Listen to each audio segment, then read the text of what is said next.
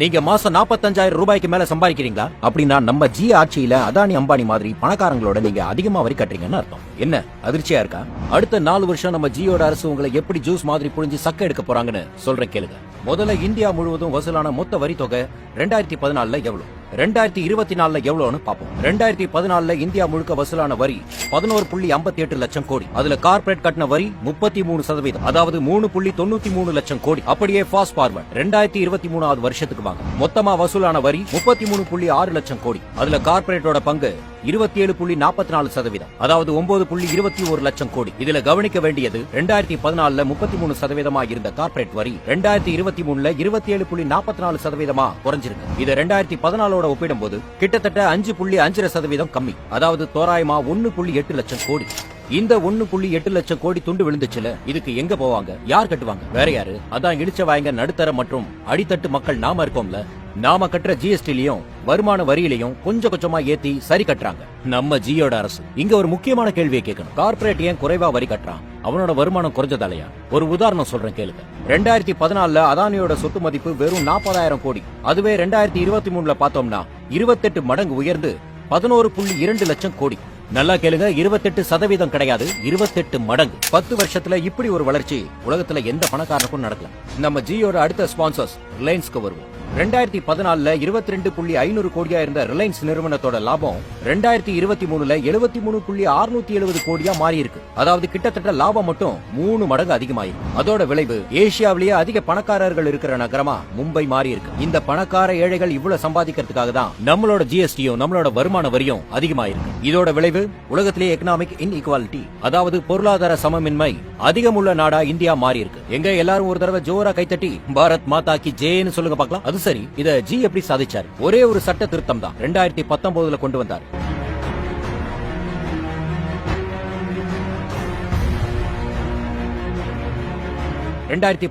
March மாசம் அம்மையார் நிர்மலா சீதாராமன் அவர்கள் நிதி அமைச்சரா பதவி ஏற்கிறாங்க. நிறைய விஷயம் நான் சொல்லணும், ஓடிடாதீங்க.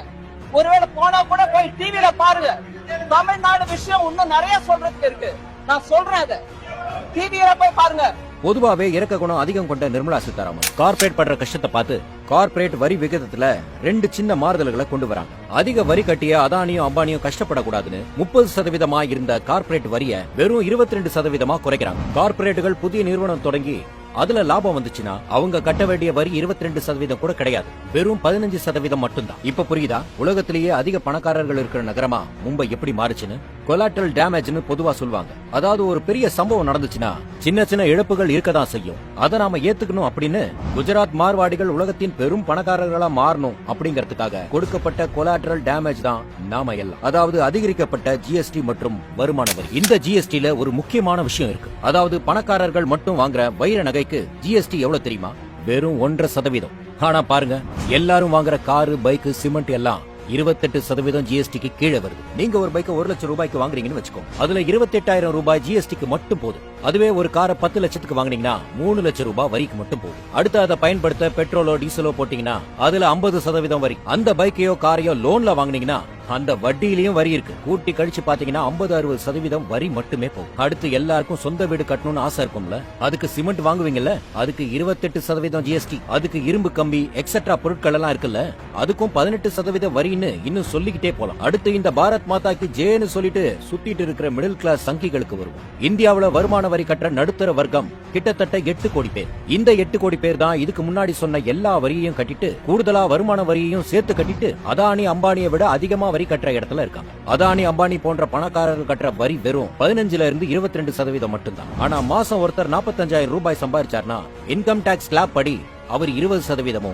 அதுவே மாசம் 80,000க்கு மேல சம்பாதிச்சாங்கன்னா 30% வரி கட்டணும். அதாவது நம்ம ஜியை பொறுத்த வரைக்கும் நீங்க அதானி அம்பானியை விட அதிகமா சம்பாதிக்கிறீங்கன்னு அர்த்தம். நல்லா யோசிச்சு பாருங்க, மாசம் 90,000 சம்பளம் வாங்குறீங்க, அதுல 30% வருமான வரி. ஒரு கார் உங்களுக்கு இருக்கு, அதுக்கு 28% ஜிஎஸ்டி. அதுக்கு டெய்லி பெட்ரோல் போடுறீங்க, அதுக்கு 50% ஜிஎஸ்டி. அந்த காரை லோன்ல வாங்குறீங்க, அதுக்காக அந்த நிறுவனம் கட்டுற 20% வரியும் உங்க வட்டியில தான் வரும். அடுத்ததா வீடு கட்டுறீங்க, சிமெண்ட் 28% ஜிஎஸ்டி, இரும்பு கம்பி 18% ஜிஎஸ்டி, எலக்ட்ரானிக்ஸ் 18%, வீட்டு லோன்ல மட்டுமே 20% பேங்க்காரன் வரியா கட்டுவான். என்ன தலை சுத்துதா? கடந்த 10 வருஷத்துல பாரத் மாதா கி ஜெய்னு எல்லாரையும் சொல்ல வச்சு இப்படிதான் நம்ம ஜி விபூதி அடிச்சிட்டு இருக்காரு. எனக்கு என்னமோ பாரத் மாதா கி ஜெயில பாரத்ங்கிறது ஏதோ மார்வாடியோ இல்ல கார்ப்பரேட்டா இருப்பானோன்னு தோணுது. ஏன்னா மொத்த பணமும் கார்ப்பரேட்டுக்கும் மார்வாடிக்கும் மட்டும் தான் போகுது. கண்டிப்பா அந்த பாரத் மாதா நமக்கு என்னமோ அம்மாவா இருக்க முடியாது. ஏன்னா எந்த அம்மாவாதும் தான் பிள்ளைக்கே இப்படி வஞ்சகமா சூழ்ச்சி செய்யும்.